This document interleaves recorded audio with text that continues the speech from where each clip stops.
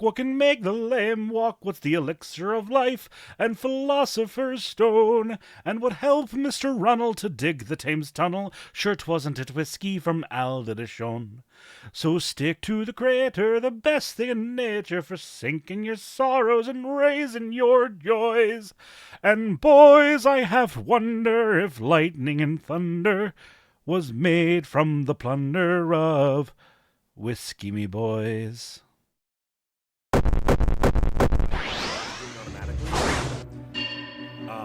Then it's like if you were still like the car's still running. You also fuck boy, but you stopped, like you pulled over to the side of the road. As done from tilling the fields. Fuck. Engine's still running, and then you had someone remove the automatic transmission and put a manual transmission in. If I just say a slur, Daddy Mountain, weirdness, I will destroy you. Do you understand that?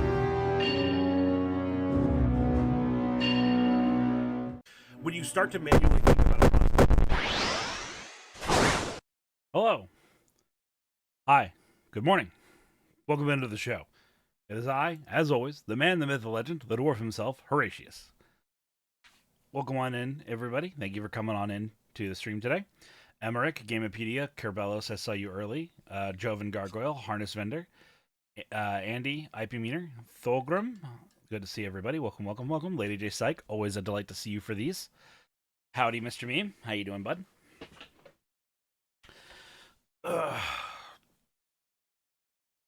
Hey, Thorn. Hello. Yes, today is going to be quite the show. I'm very excited about it.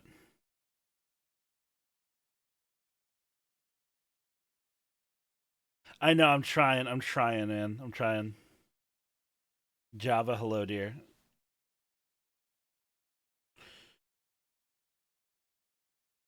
Hello, welcome in again, Cal. Kalu? Hope I said that right. Welcome back, welcome in. Or is it Cal 100? I think it's 100 or 100. I'm assuming it's Callo. Straight, to be fair, it is not intuitive. You're not a usual German speaker. True. First two are great? Okay. There were some Drunken Sailor? Yeah. The problem with Drunken Sailor is that Drunken Sailor is one of those songs that can go for 2 minutes. It can go for 10 minutes. But it's, to me, Drunken Sailor is one of those songs where you don't sing Drunken Sailor unless, one, you're drinking with people, and two, you're in company of other people who know verses. Because, like, the call and response of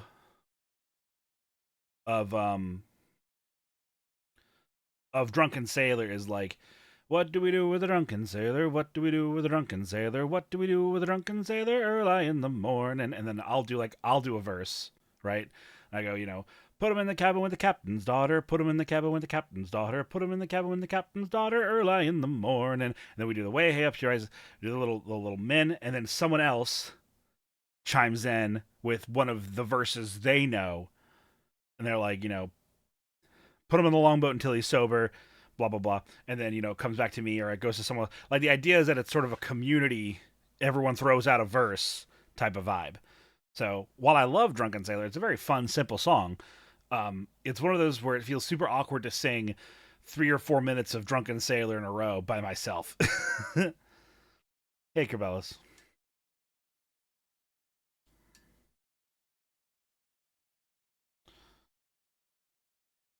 Yeah, exactly. Shave his belly with a restaurant. Yeah. No, you guys get it.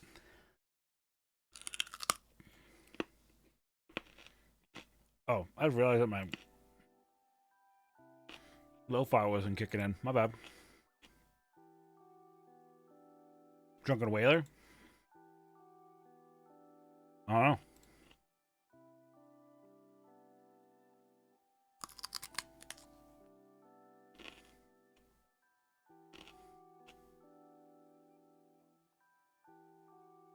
I feel like Drunken Whaler is like the same song. Is it not? Yeah. Is it different?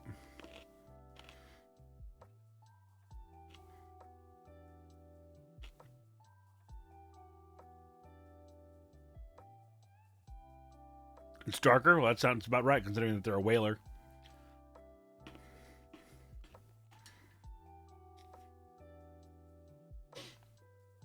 All right. Yes. Good morning. Good morning. Okay. Yeah. So, like, you're. What do we do with the drunken whaler is just your edgy version. Okay. It's from Dishonored? Yeah. No. Yeah, that's your hot topic version of fun. Um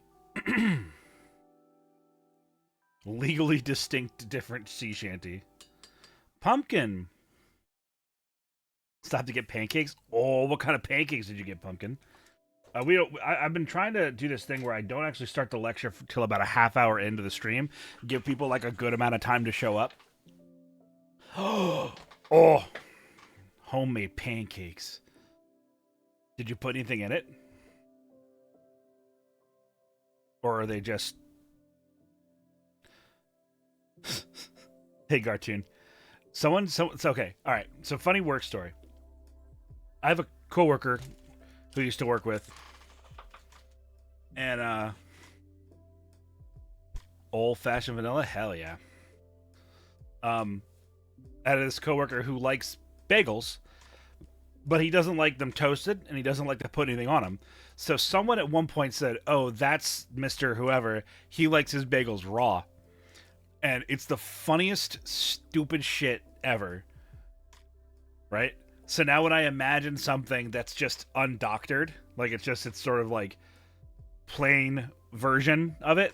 So like if you had pancakes and you didn't put anything special in the pancakes, no syrup, no butter, nothing. I was like, oh, so you like your pancakes raw. And I don't know why it's so silly, but I fucking love that. Taking them bagels raw, what an animal. Because, like, it's goofy, because, like, he isn't eating them raw. Eating them raw would be just making dough, putting it in a circle, and fucking chewing on that for whatever reason. But, like, it's very funny to me to play with language like that.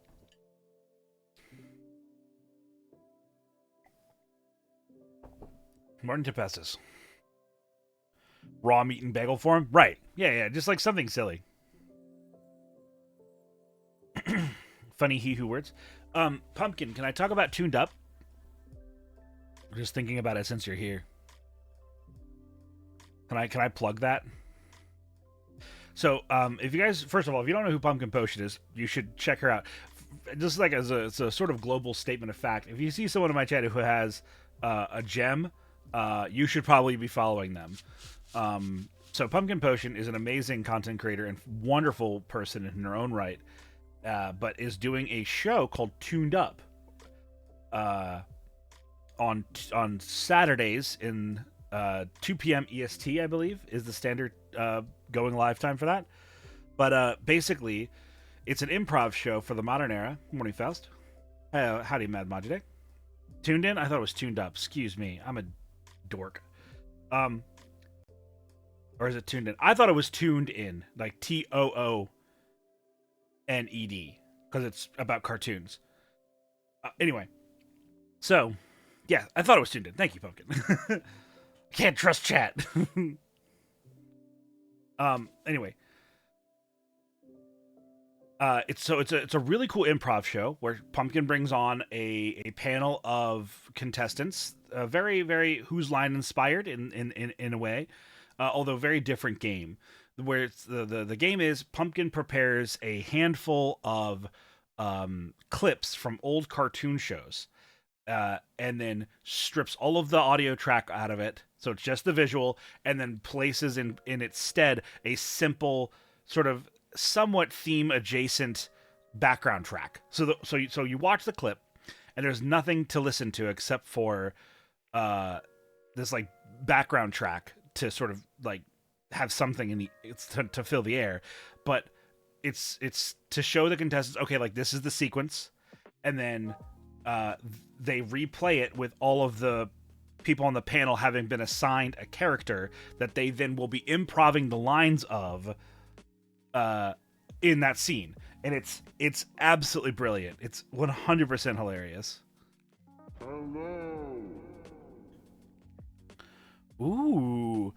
Wait, so you're telling me, Pumpkin Potion, if I go to your Twitch channel at this time and follow and or subscribe, I can make sure I see the shows live. But in addition to that, I can go to your YouTube channel once I find the link for it. Here, no. Here. I can go to your YouTube channel, as in here, sub to your YouTube channel, which I already totally was. Watch the videos a week after they're uploaded. And if I would like to go even further, I can go to your About tab on YouTube. Or, hold on.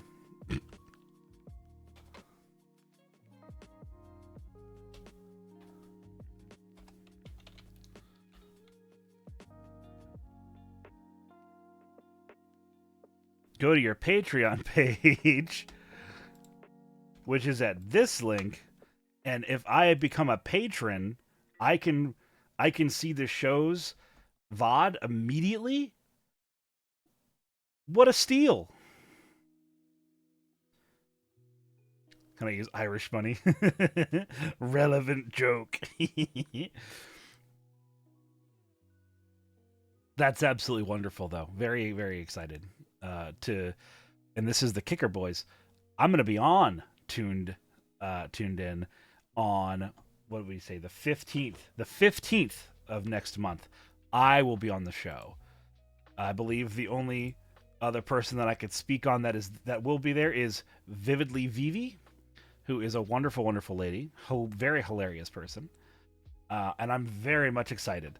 So make sure that you tune in and check out Pumpkin Potion stream on the 15th. Consider going over to her YouTube, subscribing, and if you have the extra coin in your pocket and you'd like some additional benefits, go check out her Patreon, linked above. You're very welcome. No, Pumpkin, you're doing a really cool thing. Like, listen, it is far too easy in this streaming space for people to just, like, vomit up the same content week after week after week. I know, I'm guilty of this, right? I think all of us are a little bit. But you're doing a new project, which is very cool. It's fun. It's entertaining as hell. And plus, you're getting to do something really cool with a bunch of your friends. You get to bring a whole slew of new people on. And, so rad. Mr. Meme, you can always check out the VOD if you go to YouTube a week later, or you can check out her Patreon.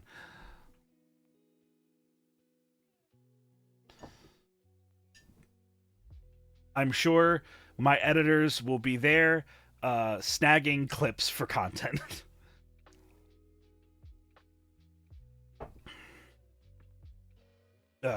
Anywho, how are we doing, everyone? Fun, creative, hilarious, engaging, on brand. True, very true.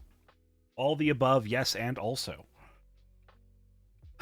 So, I'm going to talk about this before we get into the lecture in proper, but also I want to talk about it now. Today is going to be a really heavy one. Hello, Leah. Today's going to be a really heavy stream.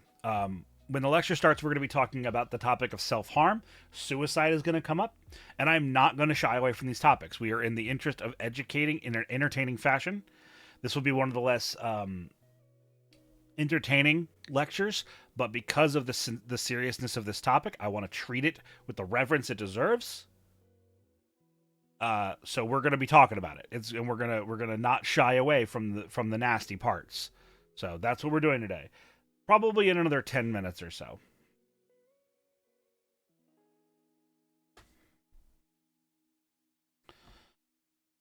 But for now, we can keep it chill. I'm probably going to kill, like, all of the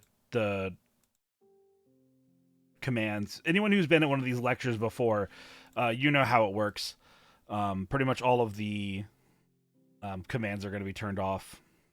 Well, not commands, but, like, all of the redeems are going to be turned off.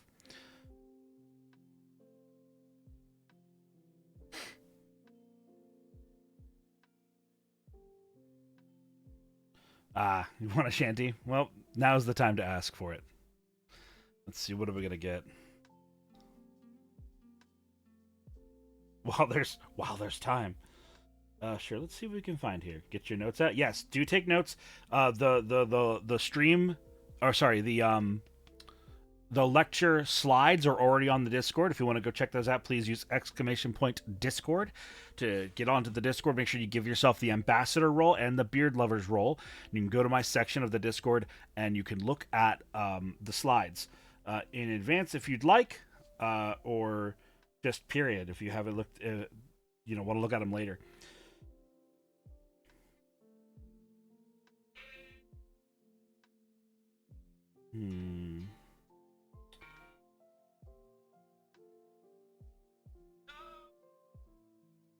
Rock and stone. If I sing this song, I might cry, but whatever. Yeah, we'll sing "Dear Old Stan." Kundalini. Passive Possum, thank you very much for the follow. Now that you're following, you're no longer some random loiterer hanging outside the van home, but a welcome guest here in the mine. Thank you for joining us. Dear Old Stan.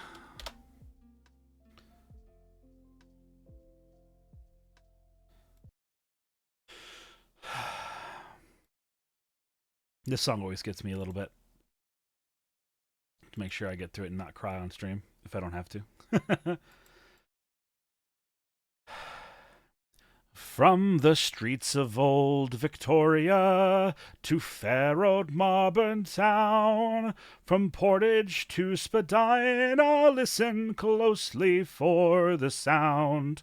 A voice still echoes softly across the rivers and the plains. So don't you dare stop listening, and don't forget his name. Arise and be merry, and sing out while you can. The world will never see the likes of dear old Stan. The Yanks have Woody Guthrie, the British Ralph Mattel. The Celts have got the Corys, and Ronnie Drew as well. Ad Cutler sings a cider out in the West Country. But I am a Canadian, and so I say to thee, arise and be merry, and sing out while you can. The world will never see the likes of dear old Stan. When I was just a nipper a-bouncin' on my mummy's knee, 'twas Harris and the mare, me boys, she sweetly sang to me. And as I closed my eyes beneath the northern moon so pale, I dreamed I was the captain standing on the Nightingale. Arise and be merry, and sing out while you can. The world will never see the likes of dear old Stan. At the Wolf and Hound, Vancouver, just for a pint or two, these blokes were singing old Maui from the whale's point of view.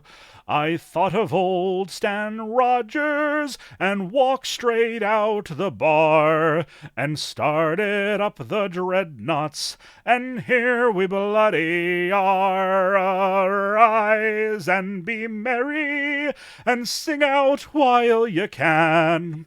The world will never see the likes of dear old Stan. Arise and be merry, and sing out while you can. The world will never see the likes of dear old Stan. Oh, every time. Every time. Whew. Gotta love that song. Rest in peace, Stan Rogers. You're a fucking legend, buddy.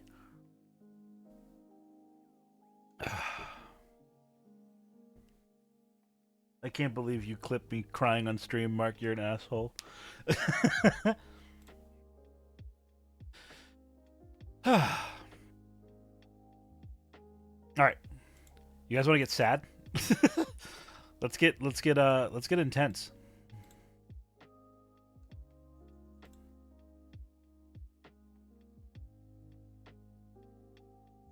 Never a matter of if, only when. Yeah.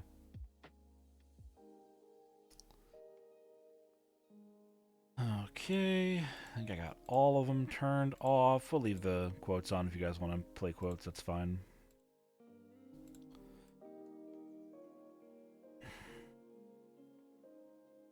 Okay.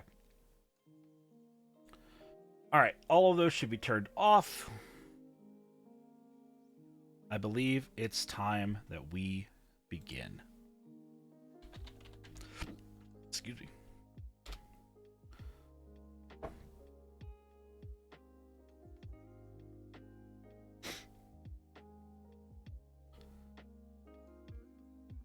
And here we go. Nope, excuse me. This, then that.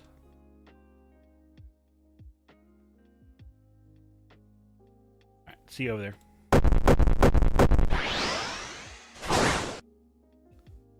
Whoops. Haha. All right.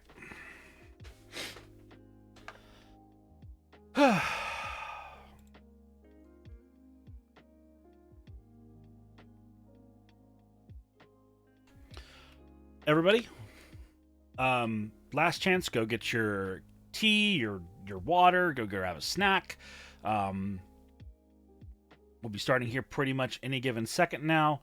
But welcome everybody. Vani Panini, hello. Bot Shredder, I saw you in. Walton Dutchman, hello. Yeah, everybody, welcome to Psychology 101, lecture number 12, self-harm. As always, I am Horatius Silverstone. I'll be your lecturer today. These are our standard rules for these lectures. There should be these /marker redeem. There should also be the raise hand redeem. Those should be pretty much the only redeems available. No sound alert should be available right now. So please, if you have a question that's for anything that's on the current slide, please use the raise hand redeem, and I'll make sure I see your question. Grimwald, welcome in. If you don't have any questions on topic, please save them. There is a Q&A at the end of the lecture. These lectures tend to go about 45 minutes to 90 minutes. During that time, I will not be interacting with chat as often as I do. You guys know me. I love to read chat, love to talk to you guys directly. During the lecture, I will be sort of focused on what I have to say and getting through the content at hand. So just understand that if, you have something to say, or if you're, got a really funny meme in chat and I don't see it, it's not, or I don't comment on it, it's not because I don't see it, it's not because I don't care, it's because I'm trying to focus on what we're getting through. I fully encourage you guys to sort of, engage with each other in chat. Some of the most amazing conversations on this channel happen during these streams in the chat with me having no input whatsoever. So please feel free to talk amongst yourselves. This is not a lecture hall. I'm not going to tell you to shut up. Engage as much as you're willing to with the course material. I know that today is going to be a rough one. As always, I always like to introduce myself. I think it's important for my credibility and my transparency on the matter that I introduce myself in these lectures and a little bit of my background. As I mentioned before, I'm Horatius the Dwarf. I'm an Vtuber, and by trade, I'm a mental health professional. I have over 6 years, close to 7 years of field experience at this time. I'm currently employed as a behavioral assistant, although that's actually technically not true anymore.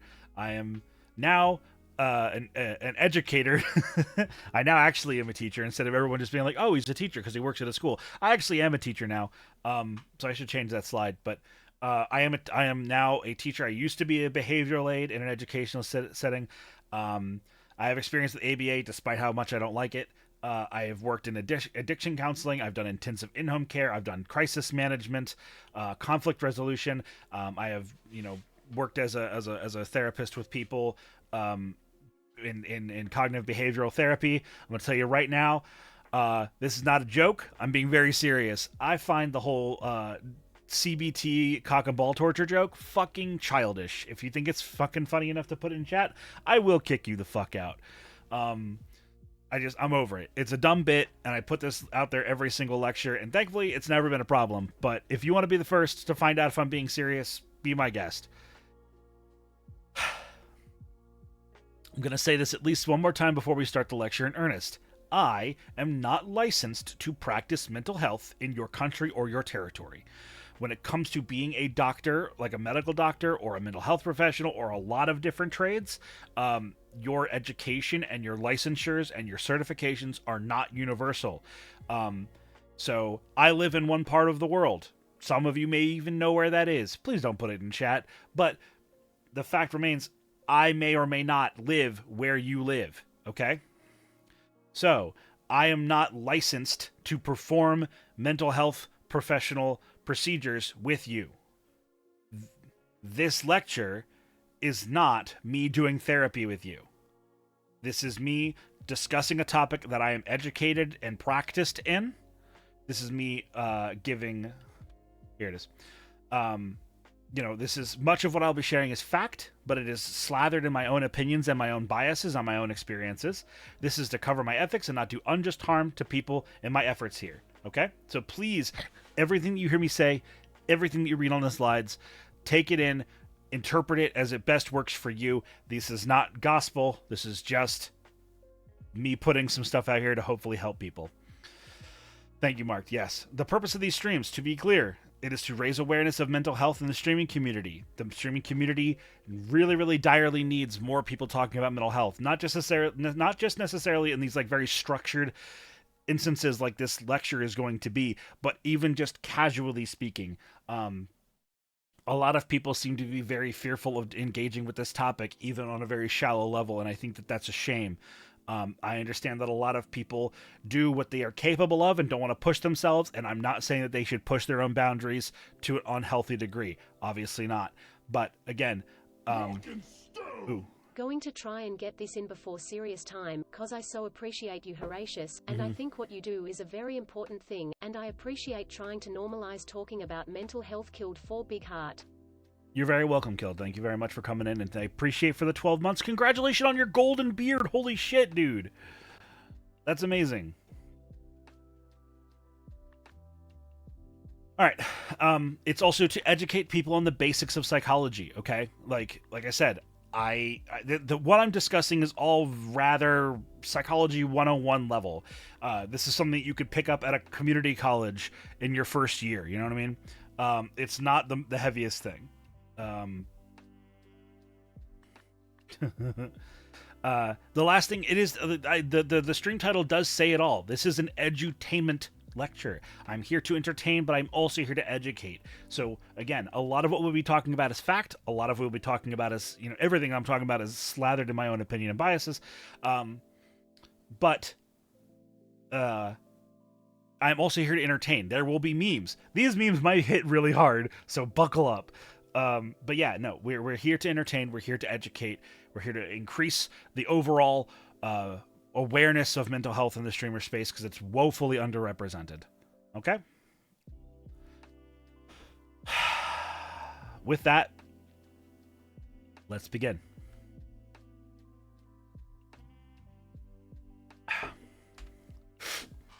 All right. Something new for this lecture. I haven't done this in the previous lectures, but a pre-lecture quiz. I want you guys to take these questions, either write them down, screen cap it, whatever. Like I said, they're on the Discord. I saw Pumpkin use the Discord command earlier. Please go take a look at these slides. Think about these questions over the course of this lecture because we will be answering these over the course of the lecture, except for number 5. You'll have to be the one that answers that question. Feel no obligation to answer these questions now in public, but these are things that I want you to be thinking about as we move forward. What is self-harm? I want you to try and figure out one type of self-harming behavior. I want you to try and determine if self-harm is mental illness. I want you to be able to discern if someone self-harms, are they innately suicidal? And if you have ever self-harmed. Odds are you probably have. And that doesn't make you a bad person. There's a lot of stigma behind self-harm, and we're going to get into that as we get into the physiological aspects of self-harm.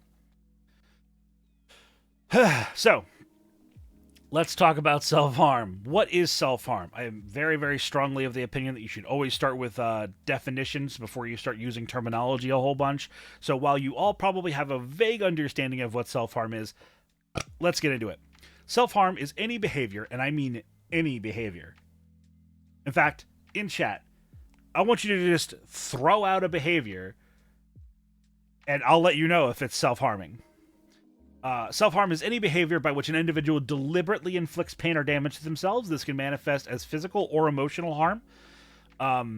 Also mental harm and spiritual harm, I suppose, as well. But just, I wanted a brevity, what isn't self-harm? Any action or behavior that doesn't deliberately harm the self. Self-depreciation, that absolutely can be self-harm. Slapping yourself, absolutely can be self-harm. Verbal self-depreciation. All of these things can absolutely be self-harm. The intention behind is the point. Purposeful isolation is one of the biggest forms of self-harm. So, for example, getting hurt while protecting someone is not inherently self-harm. This is a tricky one, and this is the reason why I use this as our example here, right? So, if you look at the definition of self-harm and it's like you doing something that you deliberately are going to do and you're going to get hurt in the process, right? Well, what say you if a wild animal is about to protect somebody nearby and you throw yourself in the way? You are aware that you're going to get hurt in that process. That is self-harming, right? No, it's not. Because the point of the action is not inherently to hurt yourself. The purpose of that behavior, why you did that, is to protect someone else. Now, this gets super, super slippery when we start to get into certain things like there's a relatively well-documented phenomenon in soldiers who this is more of akin to a form of suicide, but there's a behavioral pattern where people will intentionally subject themselves to progressively more and more and more dangerous levels of interaction that has a purpose to it, but it's progressively more and more dangerous until they are harmed, disabled, or killed. You may be familiar with the terminology of death by police officer or death by cop. But yeah, it is entirely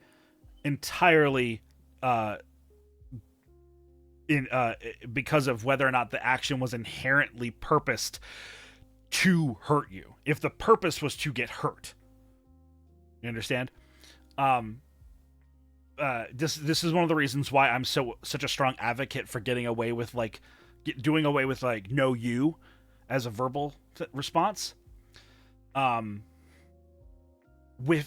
seeing some dialogue in chat and I want to comment on it. Because like any example that includes something where you get hurt as a byproduct of an action is not inherently self-harm. But again, talking about the wrestler Flamebird Phoenix, if a wrestler is routinely and more extremely putting themselves in physical or otherwise harm's way, you could suspect that the intention has no longer. The intention is no longer to entertain. The purpose is lost, and the purpose has become to be hurt. And at that point, it's self-harm. So now that we've sort of dug in a bit real quick on that, let's talk about the types of self-harm. Physical is the most iconic form. You have your people who are cutting themselves, people who are beating themselves, punching a wall over and over and over again, slamming their head against a wall, kicking a wall, like all of these things.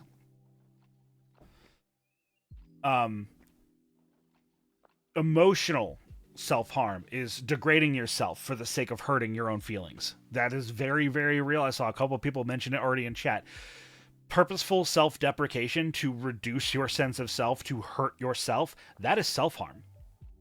Unabashedly. Mental is like negative self-talk. Oh, I'll never achieve that, or I'll never do that. That's one thing. You can say that, and it can be entirely constructive. I don't necessarily promote negative self-talk, but you can be realistic with yourself. Like, let's say you're making a goal, and you go, oh, let me do insert thing here, and then your brain goes, that's not feasible, right? That's not something that we're capable of doing right now.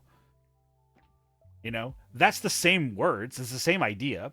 But the point of that instance is to sort of rein in your imagination and find a more attainable reality versus, mental negative self-talk harm is where you're like, oh, you're a piece of shit and you'll never be able to do that. You can't do that because you're not good enough. Like, it's the reason, the intention behind the action.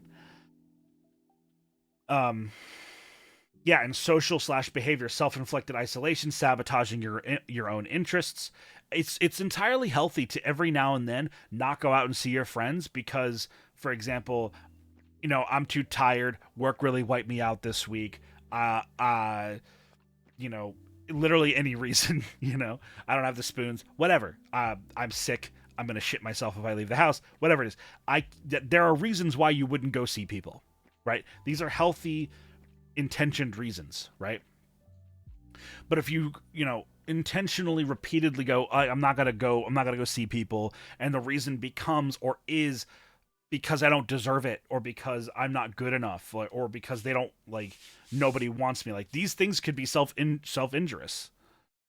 But yeah, all those things are examples and forms of self-harm: physical, emotional, mental, and social / behavioral. Activity time. Think about one of your own personal behaviors. Do you think it's self-harming? Maybe.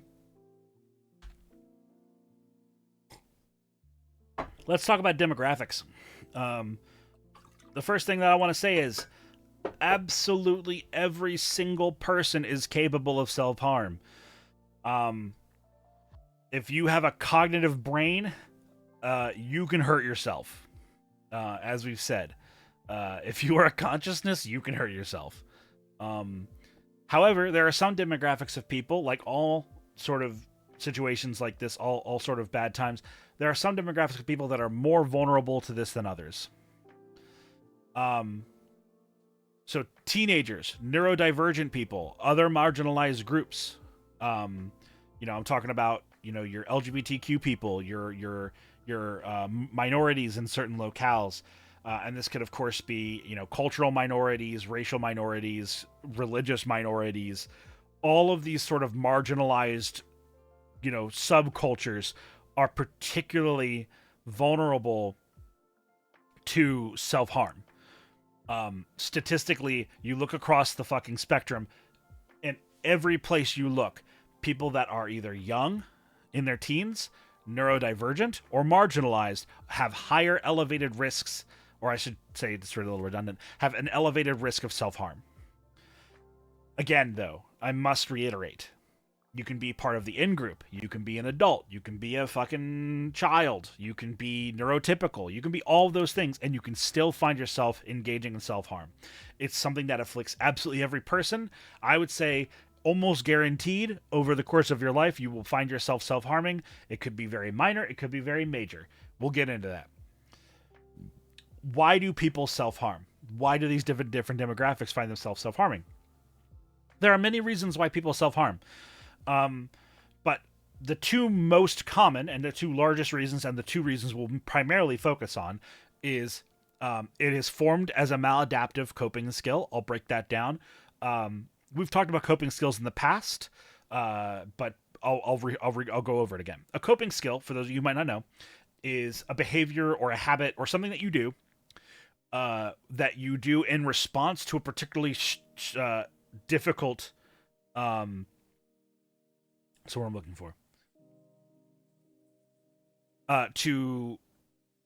To cope with a stressor, to sort of overcome the stress of an environment or an engagement or a stimuli. And so, well-adaptive or adaptive coping skills would be stuff that doesn't hurt anybody, doesn't hurt yourself, hopefully doesn't cost very much money or costs no money at all. So like it's not resource intensive, it's not social intensive, it's not person intensive. A big deep breath, amazing coping skill. Seems silly, we've talked about it in the past. A deep breath, maybe even a couple of them in a row, can be one of the most impactful coping skills you'll ever know. I highly recommend it. It sounds juvenile to recommend it to people, I understand that, but please trust me when I say that getting a grip on your physicality, taking a stretch, thank you for the redeem, Taking a deep breath. Going for a walk. Absolutely, Firefox. Absolutely. Abso-fucking-lutely. Breathing tech has changed your life? Exactly. If you pull anything from Demon Slayer, it should be how important breathing is. It's legitimately the only reason why I like that show. I'm not even going to pretend. And I mean, I guess it is also very pretty. It is all very, very, very, very prettily drawn. Right. So, maladaptive coping skills. These are things that are expensive. Yes, I agree, Lady J Psych. It just being told to stop and take a breath is often, I don't know. I feel like it has some baggage, but I completely agree. It is a release of tension. You're absolutely right. Yes, so retail therapy is not a particularly maladaptive or a particularly adaptive coping skill. I would say that retail therapy, as it's commonly called, where you like go, I'm really stressed out, I'm gonna go buy shit, or I'm really stressed out, I'm gonna go buy expensive food, or whatever it is. Like, that's resource intensive. It can be effective. It often is. A lot of people do find a lot of value out of that coping skill. It is not terribly healthy because it is resource intensive. It's going to cost you a lot of your money to keep doing that. And that in turn can cause other problems for you, which can have sort of a multiplicative effect on your current stressors, especially if your resources that are available to you, your finances, for example, are one of your stressors. You go, I get really stressed from work or whatever else is going on. And then, I buy a lot of stuff to make me feel better, but now I'm broke even more, and that makes me more stressed out about my finances. And you can see there's a bit of a feedback loop going on here. That's just one example. Other maladaptive coping skills. Self-harm is a maladaptive coping skill. Making yourself feel egoless or hurting yourself can be a method of coping with the stressors of the world. There's a very, very real argument in the schizophrenic community where people who are experiencing visual and auditory hallucinations will engage in self-harm because it anchors them to reality. Have you ever heard of this like sort of folk tale-ish idea of slapping somebody out of what they're in? Like, I was sort of tripping pretty hard and I hit myself and it sort of woke me up. Like, there is some truth to that. It grounds you in a very real experience, but it's not a terribly positive. It's quite a maladaptive coping skill. And for people who regularly experience that level of disassociation, engaging in self-harm can become a coping skill for them to sort of pull themselves out of those moments. And while it is effective, which maladaptive coping skills, to be 100% clear, are often very effective, the problem isn't their effectiveness. The problem is that they are harmful to do. Pinching to check if dream. Yeah, that's a pretty mild version. But yeah, absolutely, Wizard. Get a hold of yourself slap. Exactly. Let's see here. I've sort of went on a bit of a tangent. Another major reason why people self-harm is to communicate. For example, I've worked with people who are nonverbal, and they can't say, Mr. Horatius, I would like my lunch, please. So instead, they've associated, if they bang their head into a fucking wall, people will stop what they're doing and immediately give them attention and ask what they are looking for.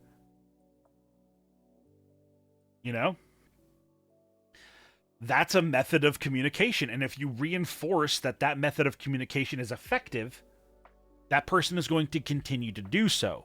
Even if that person is verbal and has the ability to speak. If they don't have like good communication skills anyway, they will still find other methods. It can be difficult. Never thought of that way? Absolutely. It's a relatively common thing that people have pointed out. Yeah, exactly, Azalea Blanc. Yeah, cats knocking your shit over. Did you give them attention afterwards? You're encouraging them to do that more. You see like a teenager who doesn't know how to verbalize their emotions, the things that they're experiencing, because fucking puberty's rough, y'all. They don't know how to express it, so they hit people. They hit themselves because that gives them what they're looking for. That gives them the attention. It gives them, the tangible things that they're asking for that don't know how to ask for. So those are the two primary, and again, this is just primary. There are many other smaller, nuanced reasons why people self-harm, and if you are self-harming, the only way to know for sure why you're self-harming is for you to sort of introspect and really, really break apart that action, that behavioral pattern, and figure out why it is you're doing what you're doing. When do I worry about myself? This is a very important question. Go ahead, Tempestus. I see you have a raised hand. Let me take a sip of tea while you type it up.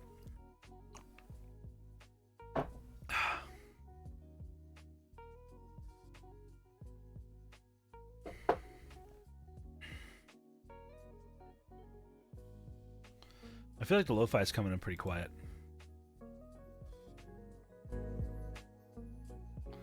That should be a bit better.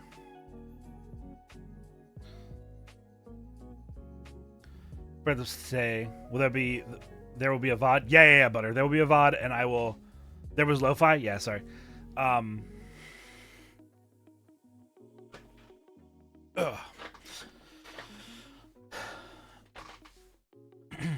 Let's see. What is it? How do you address people who are harming themselves to gain attention if the feedback loop is giving them attention when they harm? I will be getting to that. I have a whole slide dedicated to it, Husky. Trust me. If I don't answer your question by the time this lecture is over, please re-ask it.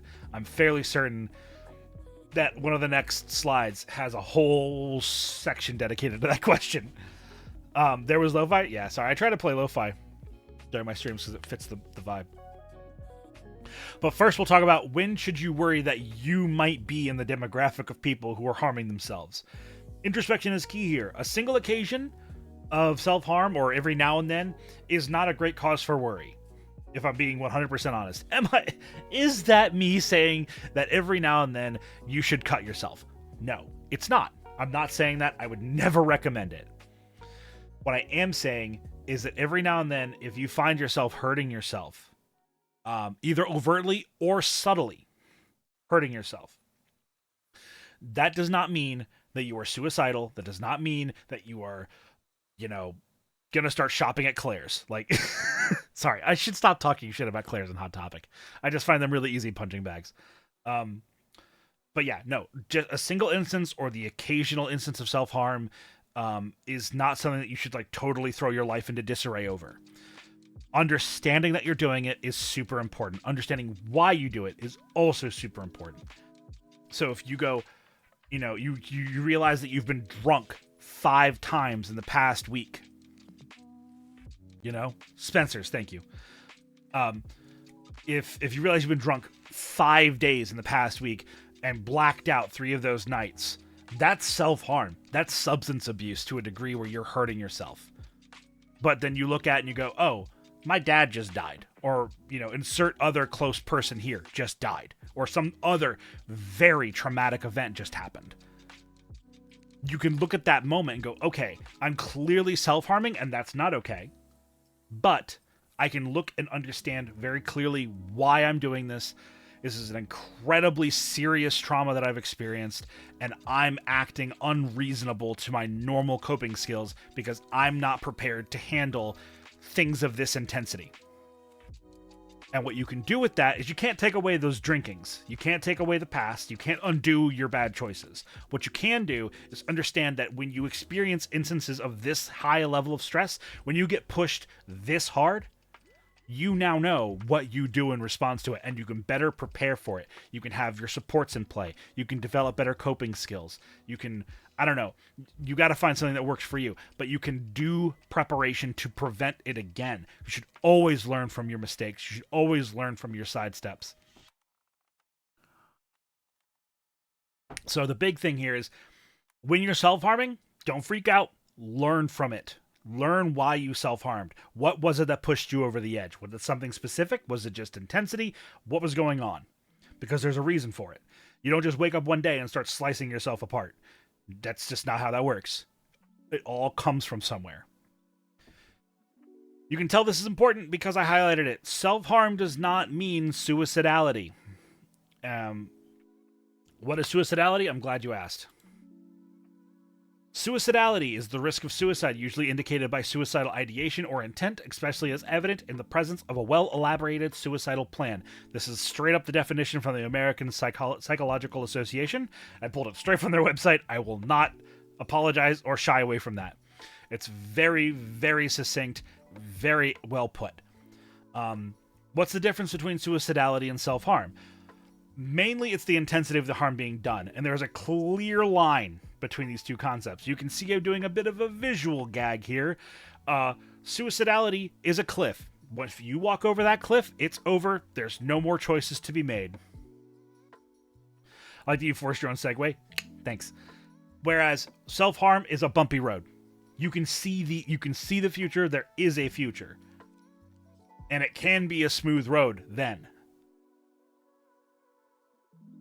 That's super important. I made a whole slide. I know I'm only going to spend like 2 minutes on this, but it's super duper important because far too often, I promise you, far too often do I see people engaging in self-harm and immediately everyone involved goes, oh God, they're going to kill themselves. And that is just not how that works. It is very, very rare for someone to engage in self-harm and then commit suicide or then to, end their own life. I should probably say that instead. It is just genuinely not very common. Sorry.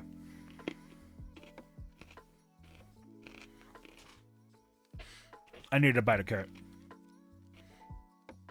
So, going back a step. When do I worry about me? Suicide and suicidality is an entire lecture in its own. Have I done? Huh. Old man brain. Genuinely can't remember if we've talked about suicide before. I'm pretty sure we have. But point is, it's the problem of doing these lectures once a month. In my butter, I see you've raised a hand. I'll wait for your question while I finish this point. But yeah, the big thing here is when should you worry about being if you're experiencing suicidality? It is very specific here in the definition of suicidality. There is an intent, an ideation of ending your own life, and a plan to do so. It is statistically very, very rare that someone commits suicide on a whim. It is almost always preempted by a plan. With our method of self-harm, namely addiction. Yes, Azalea Blanc, I'm glad you mentioned that. I have so much of a desire to touch on that. I appreciate that you mentioned it. Yes, a big thing. Suicide does happen as a byproduct of self-harm. That can happen, especially in instances with addiction. If someone's joking about suicide and knowing that they're not going to do it, but when should I should be concerned? Immediately. I'm going to say this now. I'm going to say this very, very honestly with you. Jokes about suicide and self-harm are not fucking funny. I hold very strong the opinion, and I do maintain it in this instance, that you can joke about anything, but the joke's got to be real fucking funny if it's harmful. And joking about self-harm, joking about suicide is very harmful. Is there jokes out there that exist that you can make about suicide, that you can make about self-harm? Absolutely, I guarantee there is. But if you have a friend who goes to self-harm jokes and goes to suicide jokes as like a go-to, I would check them on that and be like, listen, I don't find that very funny at all. I think that suicide and self-harm is a really big deal, and if this is you trying to cope with the scariness of that, I hear you. It is scary. But if this is you trying to make light of something really, really horrible, I'd appreciate it if you wouldn't. And honestly, in my butter, the easiest feedback you can give someone who's doing that is go, hey, are you okay? Like, are you doing all right? Like, is this just a joke, or is there something in the background that you're not telling us? You know?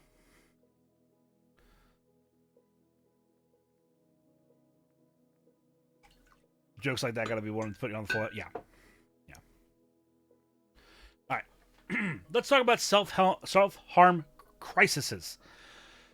Okay. So first, I'll define what a crisis is, just in case you guys don't know.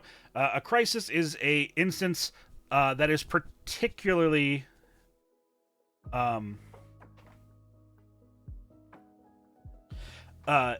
crisis is an instance or a stressor that is particularly strong, like something that someone might shut down during, or when they leave their normal path of behavior to respond to it. That is a crisis. I talked about this briefly earlier, but a self-harm crisis is kind of akin to when someone normally doesn't self-harm. They don't normally engage in self-harm, or at least they do. It's pretty minor stuff. Like I said, pretty much all of us do minor amounts of self-harm. I know people who engage in self-harm like on the daily basis, but it's like to such an impressively mild degree that it's sort of swept under the rug, which I have concerns about that path of behavior, but that's not the point of today. What was it? But yeah, so like, again, like I discussed before, someone who is experiencing a particularly huge trauma or a crisis like the loss of a loved one, something very, very large like that, if they go into a self-harm crisis where they normally do not engage in self-harming behavior but then begin to do so, it's important to discern that that's a crisis, that this is not something this person normally does, that this is someone who is going through a crisis and needs additional support now because of the circumstances. So let's see here. Most often attributed to a particularly traumatic stimuli. As mentioned before, self-harm is often used as a coping strategy. This is sort of an iconic instance of that. A crisis is defined by a high-intensity moment in a person's life. When people are pushed to their extremes, we often see a different set of behaviors under those higher levels of stress. That is universal, by the way. Everyone is capable of that. Every single person is capable of leaving their normal path of adaptive behavior skills and coping skills and becoming incredibly maladaptive and self-harming. Frequently, if someone is using self-harming, there is an evident trauma event in their recent history. Crisis management might be a better therapeutic process. You're not you when you're stressed to the max. Yeah, you're not you when you're hungry. Have a Snickers. So yeah, the reason why I'm bringing this up is it might seem a little self-evident. We've already talked about it a little bit today already, but I think it's really, really important to hammer in this. If you are experiencing if you are or someone else is experiencing this type of self-harm, going to a regular clinic for self-harm or calling a hotline might not be exactly the kind of therapeutic process that you want to go through. You might want to find someone who specializes in crisis care. As someone who has done crisis management, it is not the same approach. They can both be valuable. If someone's in a crisis and you end up telling them to call a hotline, that can still be therapeutically valuable, right? But in the end, they're going to get more out of someone who specializes in crisis management. So recognize when someone is going through self-harm crisis, or just has developed a series of self-harm behaviors. It's important distinction and something that you should definitely keep your ears and eyes open to in yourself and in others. Let's talk about the physiology of self-harm. Why is self-harm so harmful, as if the name didn't already tell you? In addition to the physical stress these behaviors can put us under, outside of the direct harm that it causes, it can also re-traumatize us and can cause us a feedback loop. Again, we described this earlier with, for example, the maladaptive coping skill of retail therapy, where you sort of put yourself into destitution, which only further supplies yourself with the stress to stay stressed. So recovering from trauma, I'm trying to recover from trauma, and then my re-traumatizing self-harm just brings me right back into being traumatized. Haha.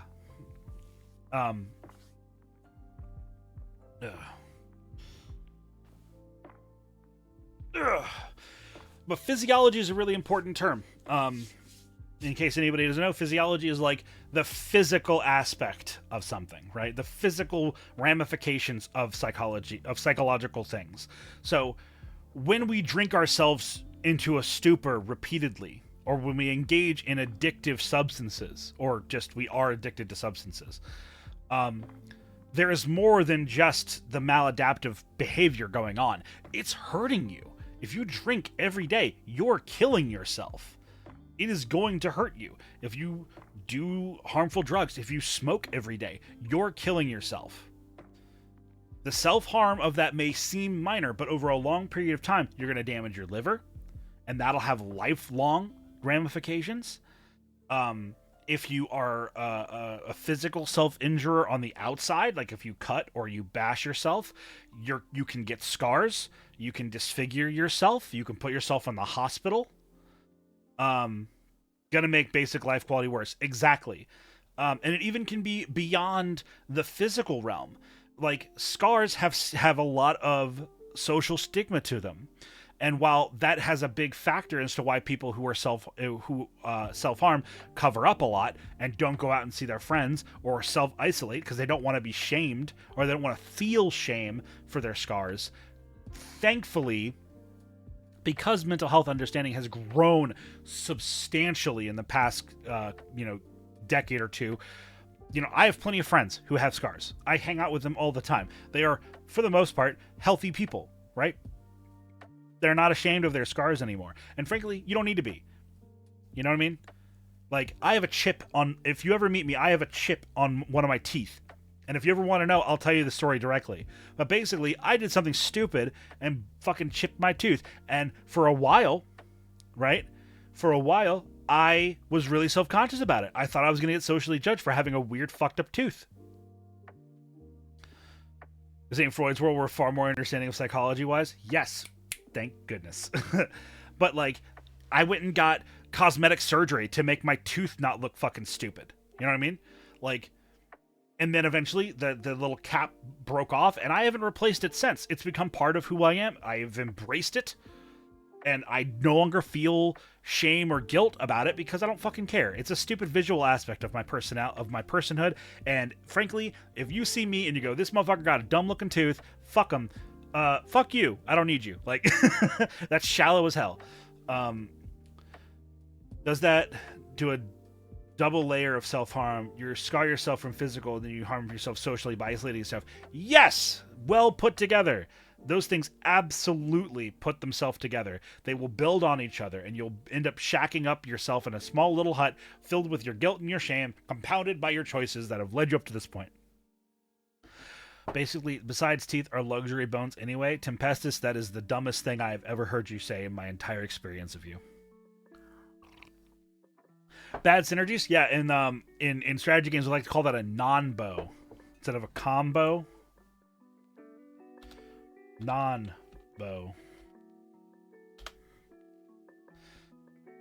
Bit of a little bit of jargon for you. But yeah, so always consider the physiology of your self-harm. That's actually how they're classified? Okay. By insurance? Well, insurance is dumb.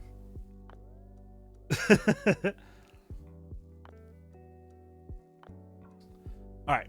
I'm going to go take a piss. If you know what this image is from, not just the IP, but also like the moment in the story, you have until the time I get back to comment about that fact, and I will give you props.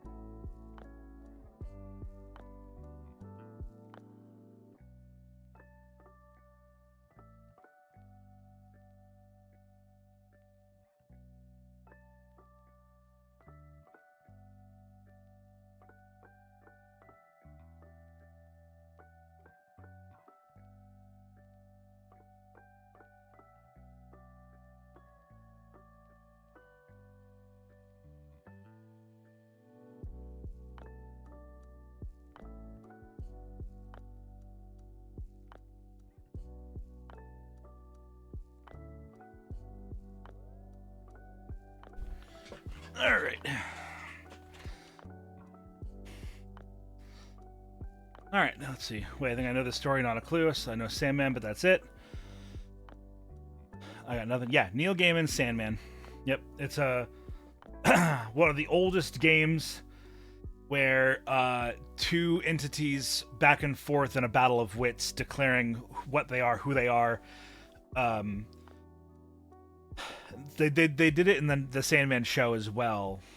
Basically, it's like, it starts off small. It's like, I'm a wolf, I'm gonna rip your throat out, and then the Sandman goes, I'm a hunter, And then so it's just back and forth, kind of like a purely verbal version of the wizard battle, the wizard's duel in Sword of the Stone. But it ends with the Sandman saying, "I am hope." And I think it's a really important moment, and it's very relevant to what we're talking about today. So, why are we talking about self-harm? Okay? Self-harm appears everywhere. It afflicts all manner of people in both minor and major degrees. Social standing, wealth, nor geography can prevent its presence. The greatest preparation anyone and everyone can have for battling their own self-harming behaviors is awareness of what self-harm can manifest as, how it can affect us, and to determine whether or not we are or are not self-harming. This can lead people who are struggling with it to seek aid and destigmatizes this issue. I cannot stress this shit enough. Everyone self-harms. Everyone self-harms. Look at me. Everybody self-harms. Is it okay? No. We shouldn't do that, but we do. It's fine. What's important is that you understand how to stop doing it. You look at the behavior, you recognize it's a self-harming behavior, and you stop doing it. You discontinue to engage with it, and you find something else. Game Pete, I see your raised hand. Go ahead and ask your question. Your life matters, and it's worth fighting for.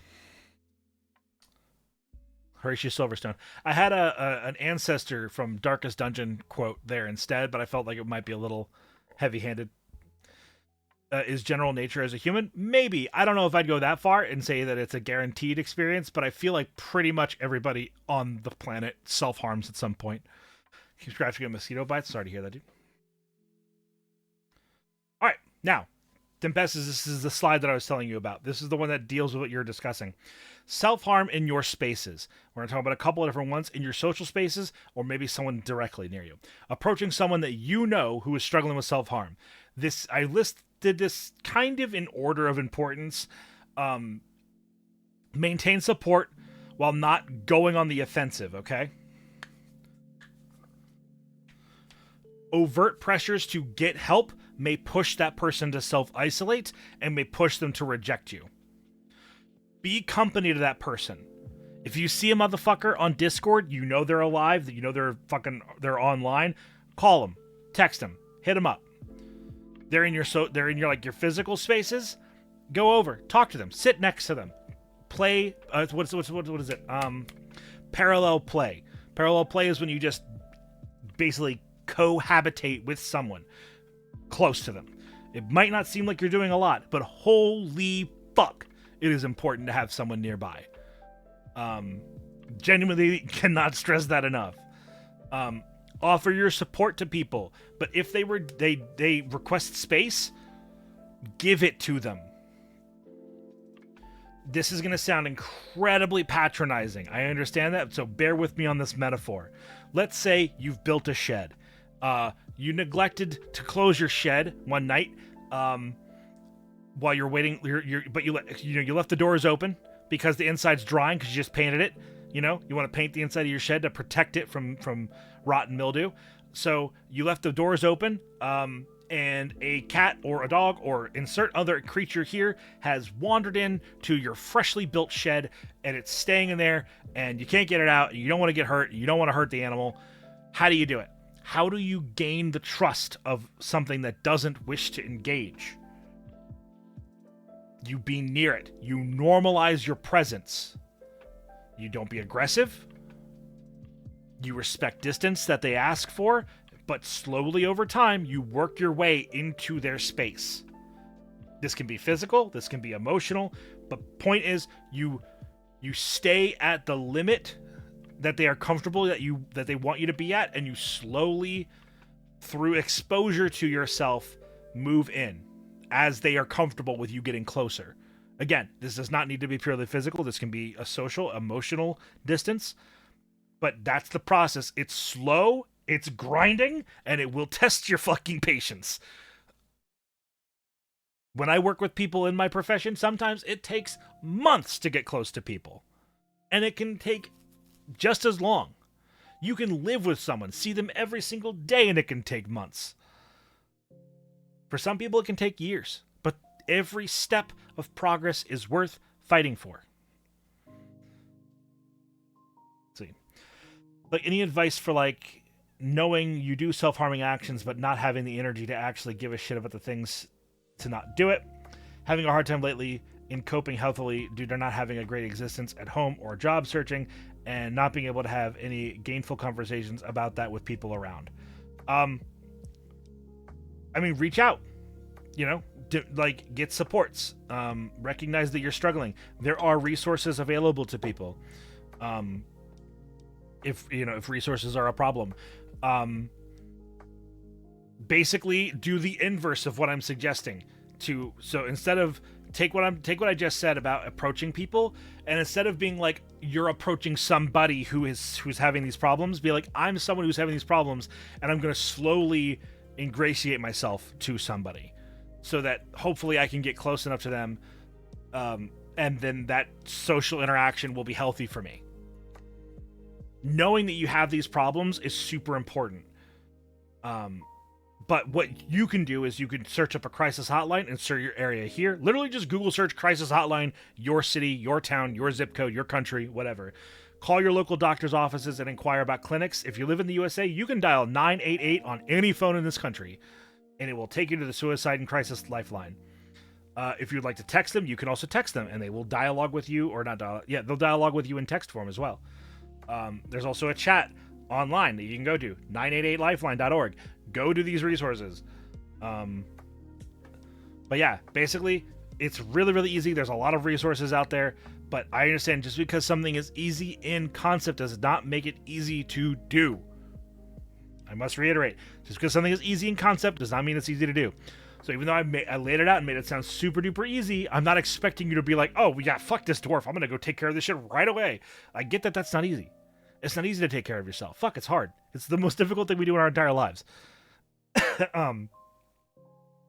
But understanding that you have self-harming practices and that you have self-harming behaviors, game, is essential for you to be able to get past it and to move through it and to find more adaptive, healthier coping skills.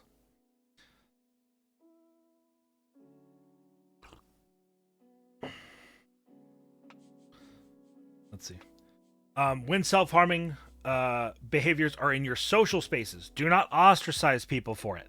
You notice how I just didn't ostracize Gamepedia? I understand that people have their limits. I understand that people are not all willing to be like, oh, don't drama dump. Da, da, da, da. Like, I get it. People got their limits, and just because you are in someone's social space does not mean that that person owes their social space to you.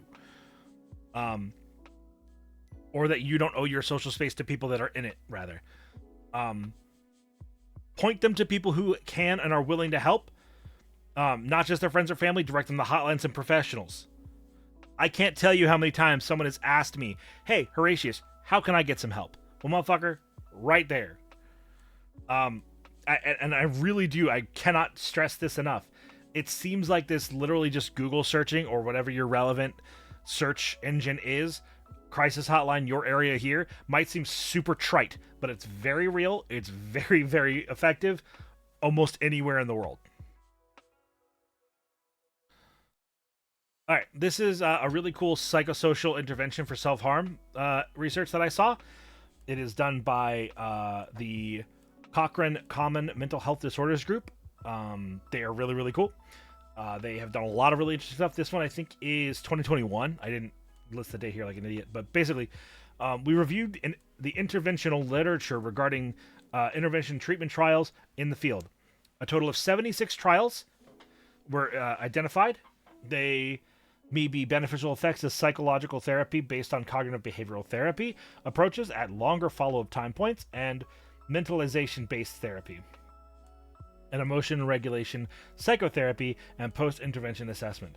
There may also be some evidence of effectiveness of standard dialectical behavioral therapy on the frequency of SH repetition, or self-harm repetition. I think mental health...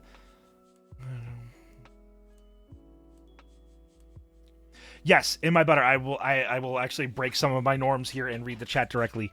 I think getting mental health help, people don't get it because they think it's going to cost a lot of money. It absolutely can, but it doesn't always. Especially crisis stuff is almost always very affordable, because one of the biggest factors for people getting help or not getting help is resources. And so the people that work in crisis hotlines and crisis care centers understand that can never be a hurdle for people, because then no one's going to be able to come in.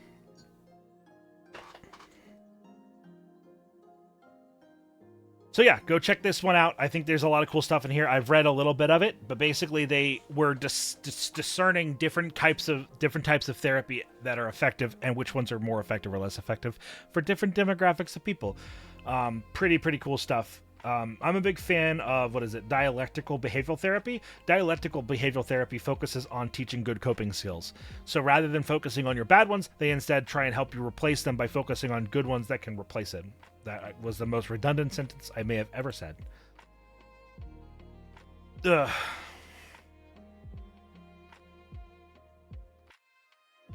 Alright, what harm do you do with this eldritch truth? Now that you have a greater understanding of what and why and how of self-harm, what do you do with it? Here's some of your big takeaways here. Check in with yourself to see which of your behaviors may indeed be self-harming. In turn, understand that just because you have these habits and behaviors does not make you suicidal. It is worth it for your long-term health to address and process these habits and behaviors and work to change them to healthier options to address your stressors or needs to communicate. Do not neglect your eccentricities if they are harmful to yourself. Even if you can take it, you don't have to, and always have alternatives. You just have to find them. If you or people near you have self-harm habits, help them / yourselves. Alright, so this is the same quiz that we offered at the start. Let's look at our post-lecture recap. Question 1, what is self-harm? We defined self-harm at the beginning of the lecture. Self-harm is any behavior by which an individual deliberately inflicts pain on themselves. This can manifest in physical, emotional, mental, and social behavior, which answers our second question. Name one type of self-harming behavior. We have social behaviors, social self-harm, emotional self-harm, mental self-harm, and physical self-harm. Is self-harm a mental illness? No. Self-harm is not a mental illness. Self-harm can be disorderly. It can cause disruption and dysfunction in your life, but in and of itself is not a mental illness. It is a trend in your behavior, and those things are very, very addressable. Based off of insurance, you might actually be considered mentally ill, or you might get a mental illness diagnosis of some sort, because self-harm can often be a phenotype behavior to represent an underlying diagnosis. But in and of itself is not mental illness. If you do self-harm, you are not mentally ill. If someone self-harms, are they suicidal? No, not inherently. There are people who are suicidal that do self-harm, yes, but they are not guaranteed. These two things are not the same. We defined it with, I think this image really, really, really captures the whole analog really, really well. Suicidality is a cliff. Comorbidity as well. Thank you, Tempesis. Yes, that is a good word that I frequently forget to use. Whereas self-harm is a bumpy road.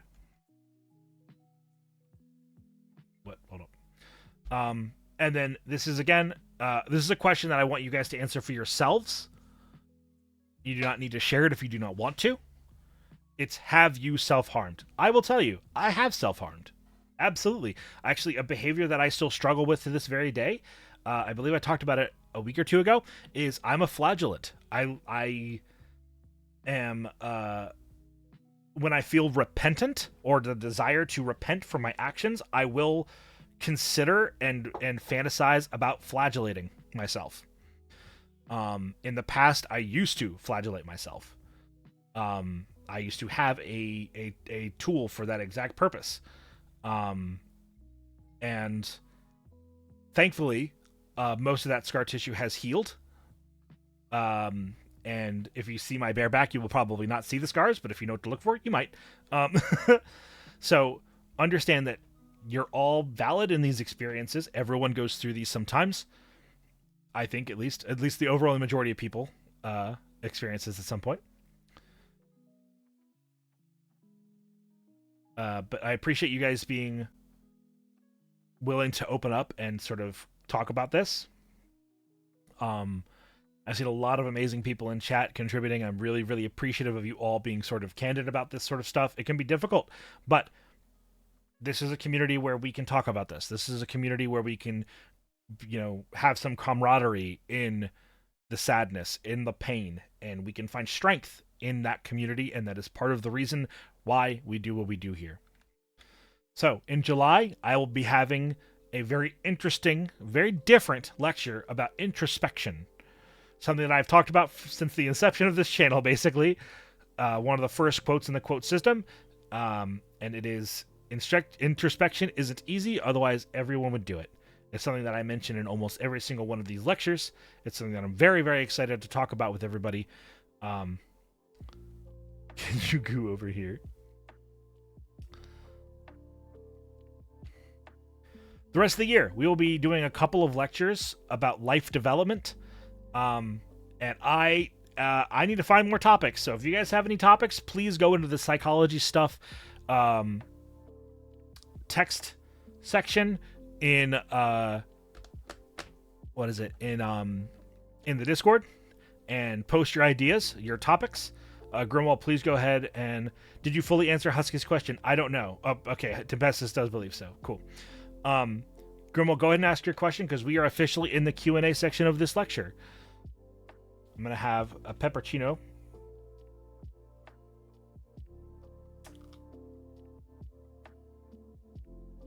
God, I love these so much.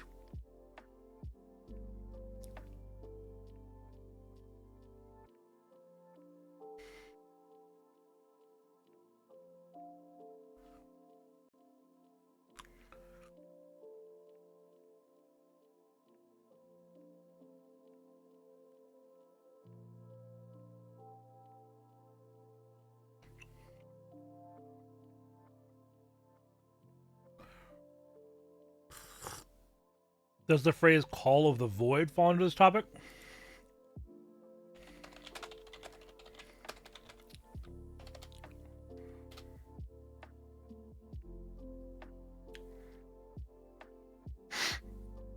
I don't think so. No, that's that. I don't think that sort of existential phenomenon falls under self-harm. Because to me, Call of the Void has always been like sort of a fantastical sort of experience.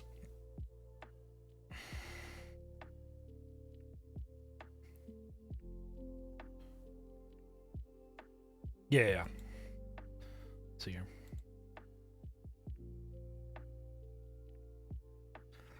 Let's see here. I used the emote instead of the redeem earlier. Is isolation a bad thing if you truly enjoy being alone? So here's the thing. Is it a bad thing? I don't know that you can sit here and say that being an isolated individual is inherently a bad thing. I'm of the opinion that social interaction is highly valuable to the human mind.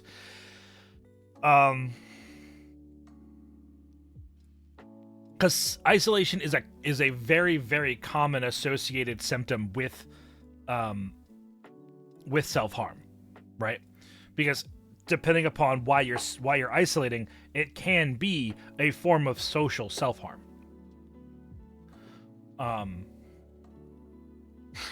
But yeah, no, I would say on the surface, Grimwald, no, because the intention is what's important. If you're isolating yourself to hurt yourself, then yes, it's self-harm. If you're isolating yourself because too much stimuli otherwise harms you and overwhelms you, then that to me sounds like a relatively adaptive or beneficial coping skill. My advice on the matter, though, is to still push yourself. Still push yourself to engage socially with groups of people, because that's a resistance, that's a muscle, a social muscle that you need to bulk up, because life will not always permit you the privilege of being isolated. So being prepared to be in social settings is a life skill, and I think that's something that you should have. But if your preferred state of normality is to be isolated, That is not inherently a harmful thing. No. Let's see here. Question: have you talked about arousal? Yes, Bjorn. Excuse me. One of my entire lectures was about arousal. I'll post I'll send you the slides. I want to say that spending time with you has helped steer me towards better habits and mannerisms. I've curbed a lot of the negative self-talk and dismissiveness of my own achievements. Fuck yeah! Question: is there a good way to deal with mild negative self-talk that's not intense but pervasive? Yes, there are a lot of good ways to deal with that. One of the main ways... Oh, thank you for the stretch, Xenos. I needed that. One of my primary methods that I encourage people to do to sort of steer clear of negative talk or negative self-talk is to kerchow is to what was I saying? Is to straight up argue with yourself. If you're like if you're negative self-talking and you say something, start asking WH questions. Who, what, where, why, and when. You know? Oh, that's not very good. Why is it not good enough? Like it might seem silly to sit there and have a dialogue with yourself, but fucking do it. You can beat your own negative self-talk by orating through it. Azalea, thank you for the raised hand. You don't have to raise your hand at this point if you don't want to, but feel free to do so. Let's see here. I have a question. When you talked about the things that keep happening that can make you traumatized in repeating the self-harm. Is that just a middle finger? Yeah. Great. Thank you, Blanc. Appreciate that. You're wonderful. Let's see here. My issue is that I have PTSD and have triggers, and my grandmother is doing things that triggers my PTSD, and I interact with her on a daily basis. How do I express that she is doing actions that are triggering my PTSD, and she may not know it? Sorry for being long-winded. No, am I better? That's a great question.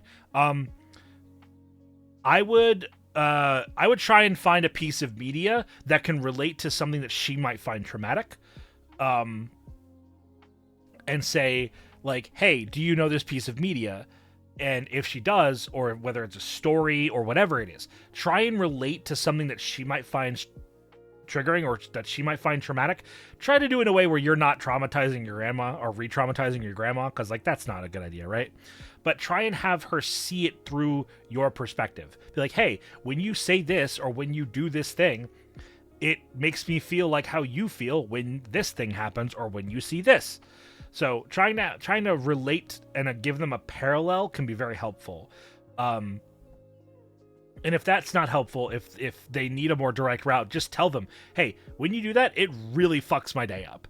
Maybe don't use this coarse of a language depending upon the relationship you have with your grandmother, but, yeah, find some better word choice, but basically say, when you do this, it's really difficult for me. And be honest if you can't relate to them otherwise. Is isolation self-harm when you want to be around people but isolate yourself because you think you're a burden on others? Yes, Goliath. That is you doing social self-harm. Because you are putting yourself down, you are intentionally hurting your own sense of ego, and not going and seeing people. Question: would martyrdom be considered more of an ego-based thing, or self-harm, or both? Mostly in the mindset that you can help / protect others, but you know that you're hoping to get hurt in the process. That's the thing. Martyrdom is not inherently self-harm. It's the reason why. I gave this example earlier in the lecture, Java, but, like, if a wild animal is attacking someone that you care about nearby and you jump in the way to take the damage or to just protect them physically, you're very likely to get hurt in that process. But if the purpose is to protect somebody, that's not self-harm. If the purpose is to get hurt and helping someone is just a byproduct to you, then that's self-harm. So it can be. Martyrdom can be self-harm, but it inherently isn't. The purpose of why you commit the martyrdom, that is what's important. What if you argue with yourself and the bad thoughts win? Fight again. Round 2. Run that ship back, homie. Put another goddamn quarter on the arcade machine. But if not, ask for help. Like, tell somebody, hey, I'm thinking this. What do you think? You know? I'm having a conversation with myself about something and I can't get it straight. Help. Get another perspective. Old people tend to have a hard time relating to people not their age. That's just an age gap. Yeah, culture, generational gaps are very, very real. Would stress eating fall under self-harm, maladaptive coping, or both? Yes. Stress eating is, again, it's the intention behind it. If you're eating more than you need to, not because you find it sexually arousing to eat food, or not because you are bored, or not because of this or that. If you're eating because you want to hurt yourself, because you want to feel that pain, that's self-harm. But I would say stress eating is generally pretty widely considered maladaptive. You're back. We just finished. We're in the Q&A. I've been practicing the fuck off method. Oh, you're gross looking, Leah. My response, fuck off. Yeah, I mean, honestly, it seems childish, but it's very effective. I highly recommend it. Very important question about this lecture. Why did getting aroused by eating food pop into mind before eating when bored? Why did I go that way?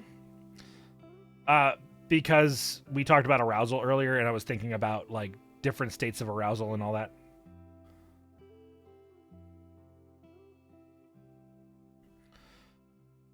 Also, like Goliath, I'm not saying arousal like sexual arousal. I'm not saying you you took a bite of an apple and creamed your fucking jeans. I'm saying like a lot of people experience a state of arousal when they eat food. It's almost always for people considered a pleasant experience to eat. But that can become a maladaptive relationship if it's the best apple you've ever had. True. But it can become maladaptive when it's, arousal, like what the word means. That's some good tasting food, though. True. If you know where you can get me one of those apples, hook a man up. Oh, these are great questions. Thank you, everyone, for contributing to this. Honestly, arguing yourself helps sometimes. This isn't nearly as good as blank. Okay, but they also have like 5 years experience. Exactly, Mark Meehan. Oh, my goodness. I cannot agree more with that exact fucking statement.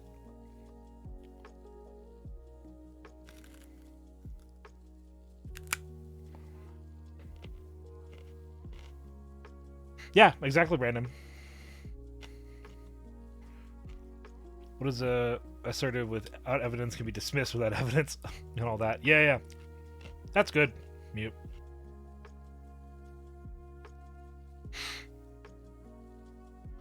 I have another chunk of carrot.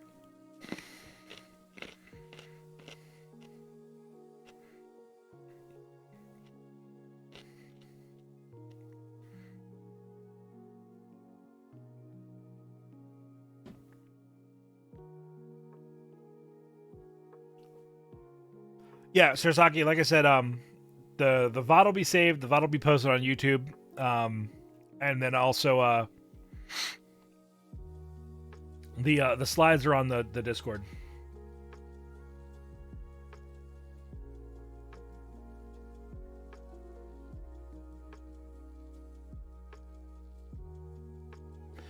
I do very much love these streams. I appreciate you guys coming out and hanging out for it. They're always incredibly mentally taxing for me, so I'm glad that I chose to not stream tomorrow. I'm going to take a full-on fucking day off, brain off, chill time, spend it with the missus before I go back to work on Tuesday.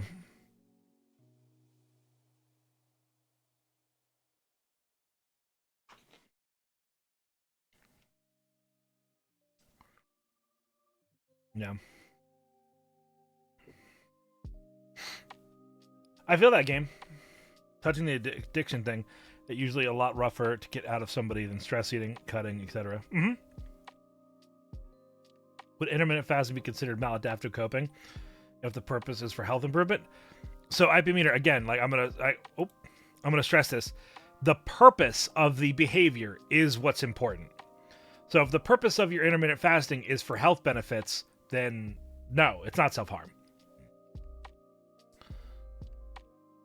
Like, this is a fantastical example, so, like, take my hand and walk with me for a second.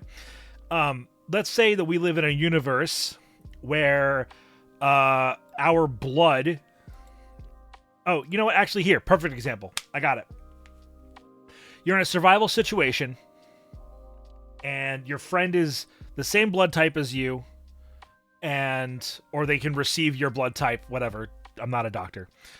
And you give them a blood transfusion of your blood by slicing your arm open and bleeding into their wound. I know that's not how it works.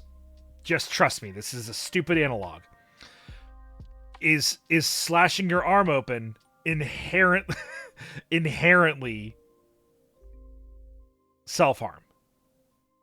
In this stupid ass example, no. Intent is the only thing that matters when it comes to that distinction.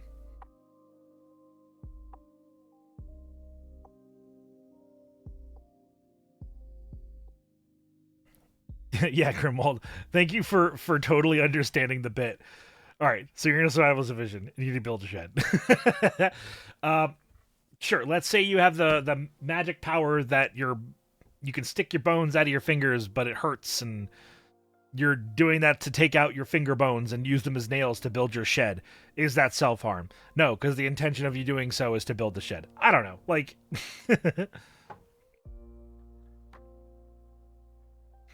the point is, the intention behind the behavior is the dictating factor of whether or not something is self-harm.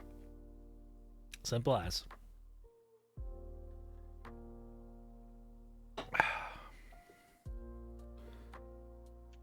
It's about intention. Meme. Pure and simple. Because you can desire something, right? Like, you can desire something, but the intention is not the same. Those two, in my mind at least, this is mainly a semantic issue. But to me, those words are different. Got his PhD from a box of Cracker Jacks. 7 days to build a shed. Oh my goodness. Man. That feels good.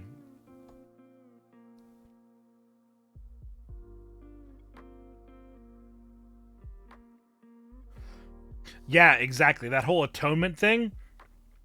Yeah, that repentance. We talked about that earlier. That is absolutely a harmful thing.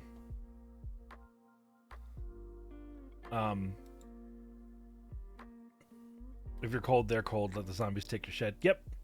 Or let the zombies in your shed. My bad. You're right.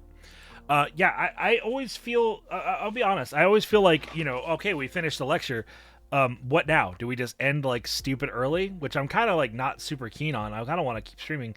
But I'm also, like, mentally fucking burnt. These lectures are always really, really intensive on me. I think I might have to just end it at 2 hours. See if we can cruise for another 15 or so minutes.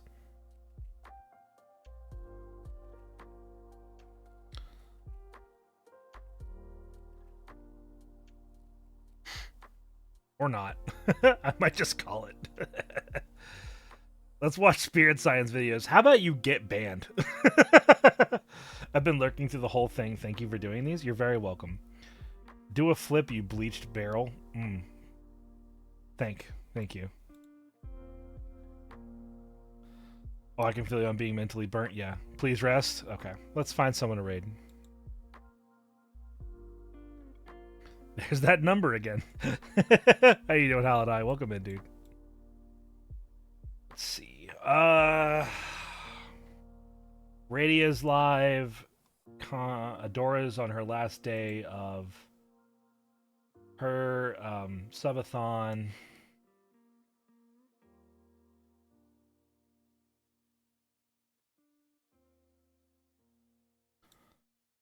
A tree outside my apartment got struck by lightning. Whoa, that's cool and also terrifying. What's a lecture? Man, I don't know.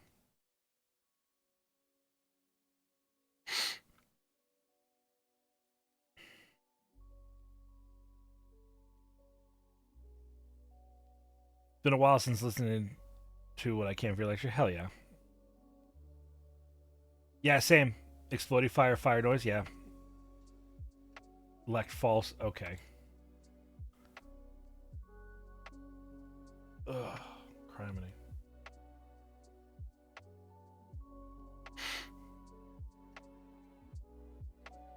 Where are we going? Who are we raiding?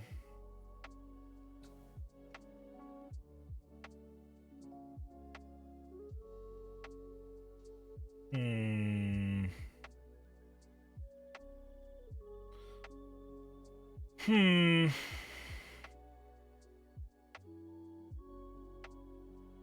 open to recs. Anyone got a rec recommendation?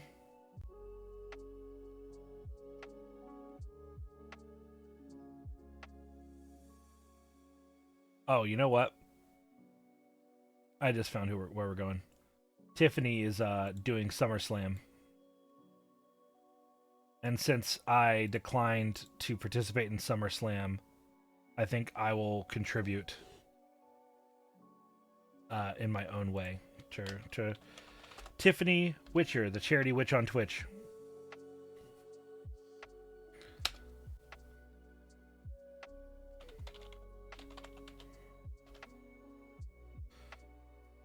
You know what? That's actually really good.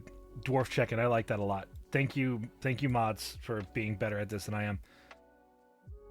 Drop the emotes if you ain't got it. Only do the one. There's no need to spam a brick of it. All right, everybody. I've been Horatius the Dwarf. I will be live on Friday next week. I will have a schedule posted for what the not this Friday. We have work on Friday. Next weekend, Saturday and Sunday, like normal. And I will get a schedule together for the next month or so, because stream is going to be a little bit weird until the school year starts normally. Y'all take care. Be well. And as always, it's time to get out of my mind.